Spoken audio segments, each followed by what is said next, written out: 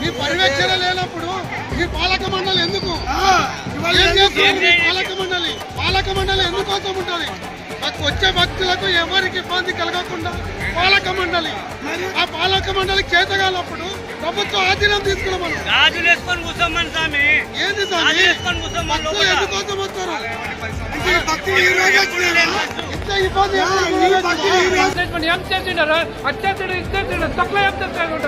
పిల్లలకు పాలేదు ఏం లేదు, పక్కన నుంచి వెయిట్ చేస్తూనే ఉంటారు. మంత్రి వస్తున్నాను ఎంతమంది ఆగం చేస్తున్నాం. ఇప్పుడు దర్శనం టికెట్ పెట్టుకొని ఎక్కడి నుంచో ఏ రోజు నుంచి వచ్చినాము హైదరాబాద్ కెళ్ళి చిన్న చిన్న పిల్లలు పడిపోయినారు. మీకు దయచేసి పేపర్ పట్టుకుని రామయ్య ఒక్క పిల్ల కూడా అడుగు పెట్టిస్తున్నారు. ఇక్కడ పోలీసు వాళ్ళు తుప్పటి కొట్టి మమ్మల్ని చంపేస్తున్నారు.